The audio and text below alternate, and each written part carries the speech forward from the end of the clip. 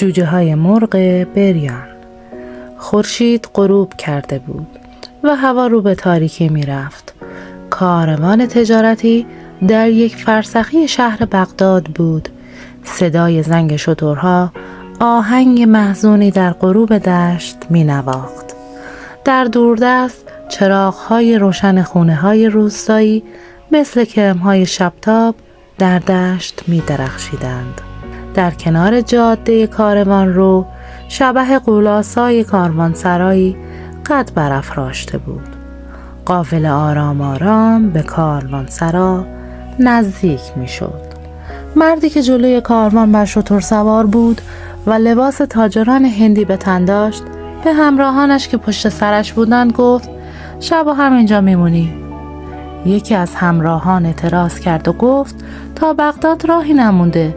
اگه یکم تند بریم تا قبل از بسته شدن دروازه های شهر به اونجا میرسیم. تاجر هندی گفت شما اگه مایل نیستین میتونیم برین. من توی این کاروانسرا کاری دارم که باید انجام بدم. فردا خودمو به شما میرسونم. یکی دیگه از همراهان گفت تو توی بغداد کسی رو نداری که منتظرت باشه، اما زن و بچه های ما چشم انتظارمونن. تو اگه میخوای بمون ما میریم. از اینجا به بعد راه امنه و تو میتونی به تنهایی فردا به شهر بیای. تاجر هندی افسار شترشو به طرف کاروانسرا چرخوند و دو شتر دیگر رو که بار زیادی روشون بود دنبال خودش کشید. جلوی کاروانسرا از شتر پایین اومد. در بزرگ کاروانسرا بسته بود. چند ضربه محکم به در زد. طولی نکشید که صدایی از داخل کاروانسرا شنید اومدم. صدای پاهای شتاب‌آلودی به گوشش خورد.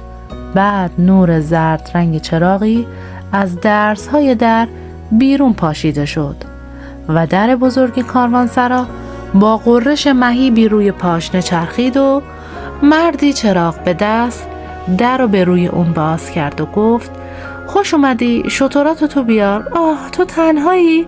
پس همسفرات کجان؟ صدای زنگوله قافله بزرگی رو شنیدم. مگه اونا با تو نیستن؟ تاجر افسار شترشو به دست سرایدار داد و گفت من تنها هستم. مگه شما از مسافر تنها پذیرایی نمی کنی؟ که سرایدار اونو به طرف یکی از اتاقها راهنمایی کرد و گفت چه حرفیه؟ مشتریه. چه تنها باشه چه 100 نفر باشه. روزی هم دست خداست. و به طرف اتاق تاریکی رفت. سرایدار شترها رو کنار دیوار خوابوند و برگشت چراغ و توی اتاق گذاشت و گفت همین حالا براتون آب میارم. به طرف حیاط دوید و با ظرف آبی برگشت. آب و جلوی اتاق روی ایوون گذاشت و گفت بفرمایید تا نمازتون رو بخونین شام آماده میکنم. بگید چی میل دارین؟ کباب، مرغ بریون، تخم مرغ؟ تاجر حرف اونو قطع کرد و گفت اگه غذای مرغ بریون به همون خوشمزگی سال گذشته باشه میخورم. سرایدار ظرف آب روی دست تاجر گرفت و آب ریخت و در پرتو نور لرزان چراغ به چهره تاجر خیره شد، اما نتونست اونو به جا بیاره. همونطور که آب میریخت گفت حتما از راه دوری اومدین. تاجر ظرف آب از دست سرایدار گرفت و مشغول وضو شد. وقتی وضو گرفت گفت درسته از راه دور و درازی می اومدم. خیلی هم خسته و گرسنه‌ام. سرایدار گفت چرا شبا به بغداد نرفتین؟ تاجر گفت کار مهمی اینجا داشتم. سرایدار میخواست بپرسه چه کاری، اما احساس کرد با سوالاش مسافر خسته میکنه. ظرف خالی رو برداشت و گفت من میرم شامتو آماده کنم. تاجر هندی به طرف اتاق رفت. مشغول خوندن نماز شد. نمازشو که خوند با خودش گفت چقدر عجیب، انگار همین دیروز اینجا بودم. چه زود 1 سال گذشت.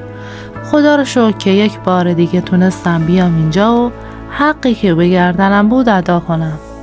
سرایدار با یک کاسه شیر داغ به اتاق اومد. کاسه رو به اون داد و چهرهش خیره شد. حالا به خوبی میتونست زیر نور چراغ چهره گرد و گونه های برجسته تاجر هندی که ریش نرم سیاهی داشت ببینه. تاجر هندی چشمای گرد و بزرگشو به سرایدار دوخت و گفت ببینم آیا تو منو میشناسی؟ چهره‌مو به خاطر داری؟ سرایدار به حافظش فشار آورد و فکر کرد، اما نتیجه ای نگرفت. با لحن پوزش آمیزی گفت: افراد زیادی به اینجا رفت آمد میکنن. تاجران، نظامیا، درویشای دوره‌گرد، گاهی هم مردم معمولی. مردم هر طبقه هم شباهت زیادی به هم دارن. مثلا شما تاجرها چاق و سرحالین و گونه هاتون رنگ داره. نظامیا همه یه جوری لباسن. درویشا هم شباهت زیادی به هم دارن. چطور انتظار دارین من چهره کسی رو به خاطر بسپارم؟ تاجر کاسه شیر و جرعه نوشید و گفت: اما اگه یکی از مشتریای شما به شما بدهکار باشه چی؟ اون وقتم قیافه اونو به خاطر نمیسپاری؟ سرایدار پوزخندی زد و گفت: ما اینجا به کسی نسیه نمیدیم که بدهکار بشه. هر کس غذا بخوره روزی که میخواد بره حسابشو تسویه میکنه.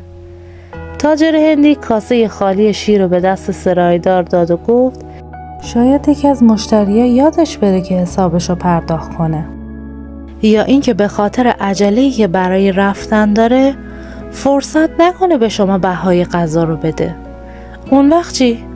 سرایدار کاسه شیر رو برداشت و گفت: این غیر ممکنه. من کاملا حواسم جمعه تا به حال همچین اتفاقی نیفتاده. اما شما چرا این سوالا رو از من میپرسی؟ تاجر تبسمی زد و گفت: حالا برو شامو بیار، بعد از شام بهت میگم. سرایدار با بی‌تفاوتی شونه هاشو بالا انداخت و به طرف آشپزخونه رفت. طولی نکشید که با یک سینی بزرگ برگشت. سینی رو از روی سرش پایین گذاشت و گفت: بفرمایید، اینم مرغ بریون که خواسته بودین. تاجر هندی نگاهی به مرغ بریون که وسط سینی بود کرد و گفت: حالا بشین تا برات بگم اون سوالا برای چی بود. سرایدار روبروی اون نشست و با کنجکاوی نگاهش کرد. تاجر هندی گفت: تو حق داری که منو به جا نیاری، چون هر روز تعداد زیادی مسافر به اینجا رفت آمد میکنه. اما من به خوبی چهره تو رو به یاد دارم. سال گذشته من به همراه یک کاروان به اینجا اومدم و یک شب موندم. اون شب هم مثل امشب تو برای من مرغ بریون آوردی. صبح هم 4 تخم مرغ صبحونه خوردم. اما وقتی میخواستم از اینجا برم تو برای یه کاری بیرون رفته بودی. هرچی منتظر شدم نیومدی. کاروان در حرکت بود و من نمیتونستم صبر کنم. برای همین بدون پرداخت بهای غذا از اینجا به هندوستان رفتم. حالا 1 سال از اون شب میگذره و من در این مدت لحظه شماری میکردم تا یه بار دیگه به اینجا برگردم و حساب تو رو بدم. امشبم برای همین از دوستام جدا شدم و به کاروانسرای تو اومدم. حالا ازت خواهش میکنم که منو ببخشی و قیمت غذای اون شبم با من حساب کنی. چشمای سرایدار از تعجب گرد شده بود و با بهت به تاجر هندی نگاه میکرد. اون از این که برای اولین بار یه مشتری بدون پرداخت بهای غذا از اونجا رفته بود ناراحت بود. فکر میکرد که بهش توهین بزرگی شده. تا اون روز خودشو مرد زیرک و باهوشی میدونست. همیشه ادعا میکرد هیچ کس نمیتونه بدون پرداخت بهای غذاش از دست اون فرار کنه. اما این تاجر هندی برای اولین بار اونو شکست داده بود. برای سرایدار مهم نبود که تاجر ناخواسته این کار رو انجام داده، بلکه عمل اون براش اهمیت داشت. تصمیم گرفت رو خودش نیاره، اما از همون لحظه به فکر طرح نقشه افتاد که از تاجر انتقام بگیره. لبخندی زد. گفت: شما اصلا نگران نباشین، من شما رو میبخشم. فردا بهای هر دو غذا رو حساب میکنم. حالا بفرمایید غذاتون رو میل کنین، سرد میشه، از دهن میفته. تاجر هندی تبسمی کرد، مشغول خوردن غذا شد. احساس کرد بار سنگینی از دوشش برداشته شده. برای همین با اشتهای بیشتری شروع به خوردن مرغ بریون کرد. با طلوع آفتاب تاجر هندی آماده حرکت شد. بار شترهاشو وارسی کرد. بعد به آشپزخونه رفت تا حسابشو با سرایدار تسویه کنه. عده‌ای از مسافرها در کوشی کنار نشسته بودند و صبحونه می‌خوردند. تاجر هندی به طرف سرایدار رفت و گفت وقت رفتنه. لطفاً بگین بابت 2 وعده غذا چقدر باید بپردازم؟ سرایدار لبخند زد و گفت امیدوارم اینجا بهتون بد نگذشته باشه. تاجر گفت نه، اتفاقا خیلی هم خوش گذشت. وقتی به هندوستان برگردم از غذاهای خوب شما برای دوستام تعریف میکنم. سرایدار مشغول حساب کردن شد. همونطور که چشاشو ریز کرده بود و با یه دست انتهای ریش نازکشو گرفته بود، با دست دیگه انگشتشو یکی یکی میشمرد. وقتی انگشت هر 2 دستشو شمرد بازم کمی فکر کرد. بعد لبخند زد و گفت با حسابی که من کردم میشه 1000 دینار. تاجر بی اختیار فریاد زد 1000 دینار؟ یعنی چی؟ این بهای صدها مرغ و تخم مرغ. دیوانه شدی یا قصد شوخی داری؟ سرایدار با لحن جدی گفت من دیوانه نشدم، خیلی هم منصفانه حساب کردم.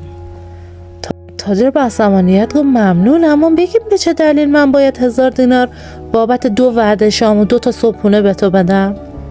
چند نفر از مسافرها هم با صدای شنیدن دعوای تاجر و سرایدار دور اونا جمع شدن. سرایدار گفت آقایون شما هم دقت کنید، اگه من بی حساب میگم به من بگین. با دست به تاجر اشاره کرد و ادامه داد این آقا سال گذشته اومده اینجا 1 مرغ و 4 تا تخم مرغ خورده، پولشو نداده. اگه اون مرغ زنده بود تخم مرغا رو زیر پاش میذاشتم جوجه میشد. هر کدوم از جوجه ها تا به حال چندین تخم میذاشتن و باز از تخم اونا جوجه به عمل میومد. با این حساب تا به حال صاحب هزاران تخم مرغ و جوجه میشدم. اما من به خاطر پر کردن شکم این آقا همه این منافع از دست دادم. حالا در عوض تموم این خسارت ها 1000 دینار ازش میخوام، اما به من میگه دیوونه شدم. تاجر با شنیدن حرفای سرایدار به فکر فرو رفت و ساکت موند و بین عده‌ای که دور اونا جمع شده بودند بحث داغی در گرفت و عاقبت همه به این نتیجه رسیدن که سرایدار راست میگه و تاجر باید 1000 دینار رو به اون بده. تاجر از رأی اونا ناراحت شد و گفت شما همتون دیوونه شدین، من رأی هیچ کدومتون رو قبول ندارم. یه نفر دیگه گفت چطور از کت خدای این آبادی نظر بخوایم، شاید اون بتونه این مشکل حل کنه. تاجر گفت قبوله، برین کت خدا رو بیارین. مردی که نظر داده بود فوراً از اونجا بیرون دوید. سرایدارم گفت تاده راهی نیست، همین حالا کت خدا میرسه. کت خدا سوار بر الاغ وارد کاروانسرا شد. همه به استقبال از اون بیرون رفتن.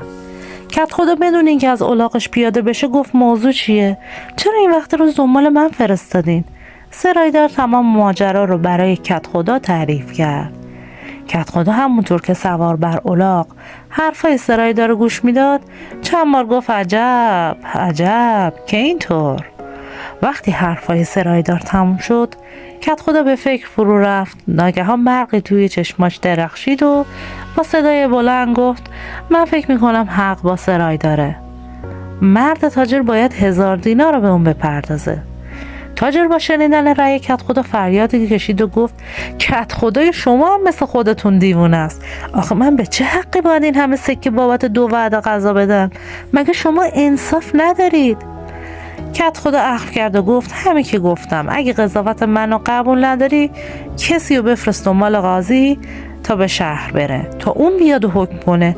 از اینجا تا بغدادم راهی نیست.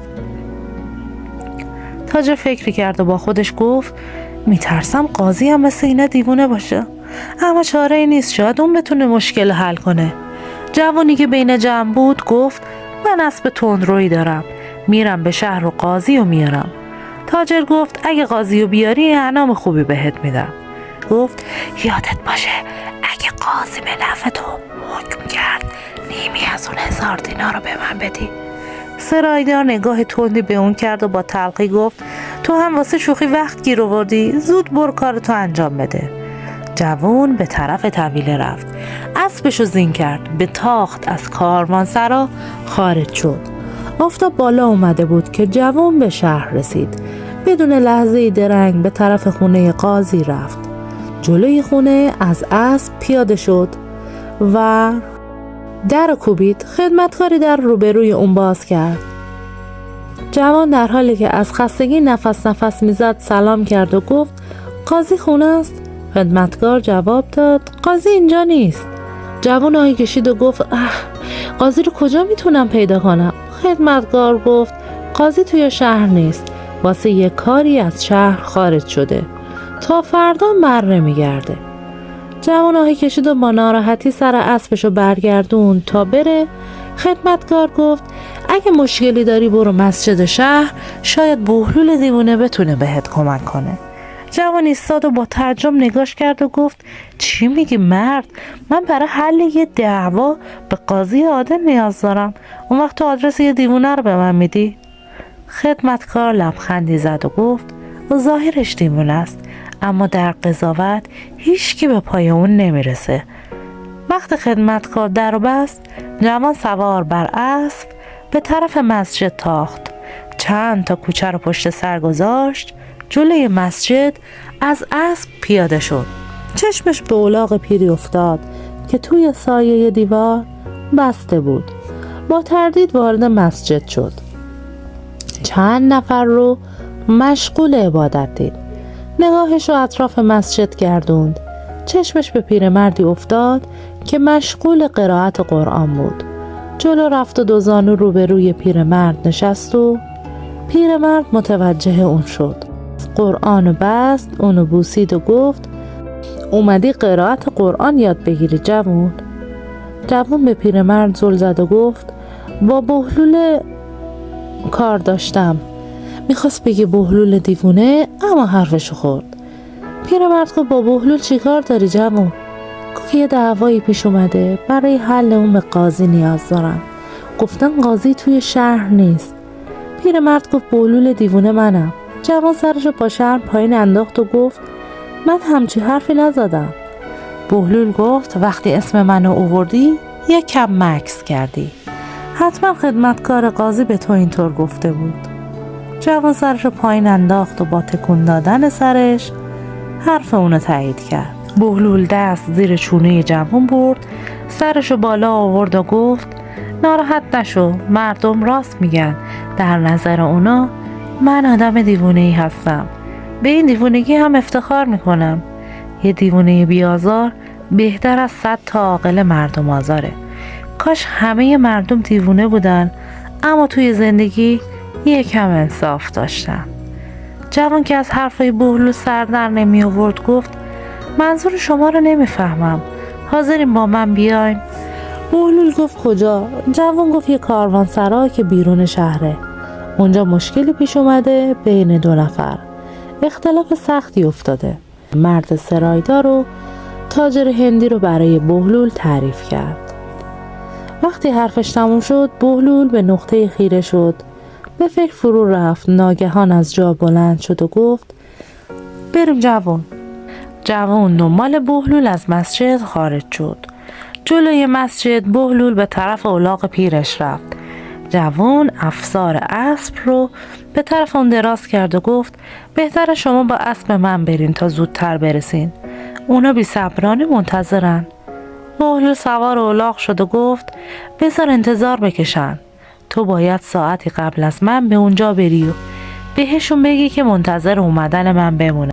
جوان گفت اما بهلول الاغشو هی کرد و همونطور که میرفت گفت بگو قاضی برای انجام کاری رفت و 1 ساعت دیگه برمیگرده. جوان گفت همین؟ بهلول گفت آره، فعلا قبل از این حرفی بهشون نزن، بقیه کارا رو به امید خودم انجام میدم. جوان سوار بر اسب شد و به تاخت از کنار بهلول گذشت. همه مسافرها توی حیاط کاروانسرا جمع شده بودن و درباره دعوایی که پیش اومده بود بحث میکردن. تاجر هندی کنار یکی از شترهایی ایستاده بود و مشغول سفت کردن بار شتر بود. هوا گرم شده بود. مسافرها در پناه سایه دیوار گرم صحبت بودند. جوان به تاخت وارد کاروانسرا شد و یک راست به طرف تاجر هندی رفت و همه با دیدن جوان اطرافش جمع شدند. اونو زیر رگبار سوال گرفتن. گفتن چرا تنها اومدی؟ مگه قرار نبود قاضی رو به اینجا بیاری؟ شاید قاضی حاضر نشده در این مورد قضاوت کنه. شاید هم جواب این معما رو به خودت گفته. جوان نفسی تازه کرد و گفت قاضی شهر قول داده تا ساعتی دیگه بیاد اینجا. یکی گفت چرا با هم نیومدین؟ چه کاری مهمتر از این داشت؟ جوان گفت اون بین راه از من جدا شد و گفت که کارشو انجام میده و میاد. سرایدار خودشو به تاجر رسوند و گفت قاضی قول داده بیاد و حتما میاد، اما تو هم باید قول بدی اگه اون حرف منو تایید کرد 1000 دینار رو بدی. تاجر گفت چاره نیست، اگه قاضی شما هم مثل بقیه حکم کنه که این مبلغ رو بپردازم خب میپردازم. لحظه ها به کندی میگذشت و همه بی‌صبرانه انتظار میکشیدند. سرایدار تحملش از دست داد، به طرف در کاروانسرا رفت. جلوی کاروانسرا وایساد و به جاده چشم دوخت. با چهره مایوس برگشت و گفت 1 ساعت گذشت اما از قاضی خبری نشد. نمیشد اول به اینجا میومد و بعد میرفت دنبال کارای خودش؟ جوان مقابل سوال سرایدار سکوت کرد. کم کم اونم داشت نگران میشد. 1/2 ساعت دیگه گذشت و از قاضی خبری نشد. سرایدار یه بار دیگه از کاروانسرا بیرون رفت و چشم به جاده دوخت. ناگهان دوان برگشت و به جوان گفت قاضی سوار بر الاغ میاد؟ جوان گفت آره. سرایدار خندید و گفت حتما خودشه، یه سوار داره میاد این طرف. طولی نکشید که بهلول سوار بر الاغ وارد کاروانسرا شد. همه به پیشواز او رفتند. بهلول از الاغش پیاده شد و گفت منو ببخشید که تأخیر کردم. البته عذرم به جا بود، چون من غیر از قضاوت به کشاورزی هم اشتغال دارم و وقتی این جوان دنبال من اومد قرار بود کشاورزی که روی زمینهای من کار میکنن برای گرفتن بذر بیان. برای همین رفتم تا به کار اونا رسیدگی کنم. اما تأخیر بیشتر من به خاطر این بود که شنیده بودم اگه بذر گندم رو بجوشونم حاصلش خوب میشه. به همین خاطر معطل شدم تا بذرا رو بجوشونم و به زار این بدم. ناگهان سرایدار پوزخند زد و به جوان گفت عجب قاضی دیوونه گیر آوردی. مگه میشه بذر گندم رو جوشون اونو تو زمین کاشت؟ صدای خنده مسافران بلند شد و همه ای در بینشون افتاد. با خودشون میگفتن راستی امروز همه دیوونه شدن. شهر بغداد با داشتن همچین قاضی دیوونه‌ای باید به شهرهای دیگه فخر بفروشه. شاید بین راه دزدای ضربه‌ای به سرش زده باشن. جوان زیر این حرف‌ها و شکایت‌های سرزنش‌آمیز مسافرا سرشو پایین انداخته بود و فکر می‌کرد. ناگهان به یاد حرف خدمتکار قاضی افتاد که گفته بود شاید بهلول دیوونه بتونه کمکت کنه. با خودش گفت از همون اول میدونستم که این مرد دیوونه است، نباید اونو به اینجا می آوردم. خودشم به این موضوع اقرار کرده بود و گفته بود که من به این دیوونگی افتخار میکنم. کم کم صدای اعتراض مسافرها بالا گرفت. تاجر هندی به سرایدار خیره شده بود. سرایدار داشت میخندید و با اشاره به اون میگفت که سکه ها رو بده به من. ناگهان صدای فریاد بهلول همه را ساکت کرد. بهلول که تا اون لحظه با حوصله حرف ها و اعتراض ها و نیش و کنایه اونها را تحمل کرده بود، با صدای بلند گفت تا به حال توی عمرم این همه آدم ابله یک جا ندیده بودم. همه مات و مبهوت به اون خیره شده بودن. بهلول به سرایدار نزدیک شد، یقه لباسشو گرفت و گفت توی شهری که مرغ بریون شده تخم بذاره گندم جوشونده هم سبز میشه. نفسها در سینه حبس شده بود. هیچ کس جرأت حرف زدن نداشت. چهره ها در هم بود و ابروها گره خورده بود و چین عمیقی در پیشانی ها بود. حرف بهلول مثل صاعقه اونا رو سر جاشون خشک کرده بود. بهلول افسار الاغشو کشید و از کاروانسرا بیرون رفت. چند دقیقه طول کشید تا همه به خودشون اومدن. کت خدای ده که در جمع بود سکوت شکست و گفت اون راست میگه، ما واقعا ابله و نادونیم. تاجر هندی خنده بلندی کرد و گفت آره، ما همه دیوونه ایم. اون مرد بهترین قضاوتو کرد. سرایدار از خجالت سرشو پایین انداخته بود و چیزی نمیگفت. تاجر به طرف اون رفت، چند سکه از کیسه بیرون آورد و توی دست سرایدار گذاشت و گفت بیا، اینم بهای غذاهایی که خوردم. از این به بعد وقتی به مشتری مرغ بریون و تخم مرغ نیمرو میفروشی، از اونا بابت تخم مرغا و جوجه های 1 سال سکه بگیر تا مشکلی پیش نیاد. تاجر هندی قهقهی بلندی سر داد و به طرف شترها رفت. سرایدار سکه ها را به طرف مرد جوان پرت کرد و گفت لعنت به تو، این قاضی از کجا پیدا کردی؟ جوان لبخند زد و گفت از مسجد شهر بغداد. بله دوستان، این هم از معمایی بود که به دست بهلول به ظاهر دیوانه حل شد. از اینکه تا پایان این داستان همراه من بودین ازتون سپاسگزارم. خوشحال میشم برام کامنت بذارین، من همه کامنت ها رو میخونم. تا شنیدن قصه دیگه از قصه ها شما رو به خداوند منان میسپارم.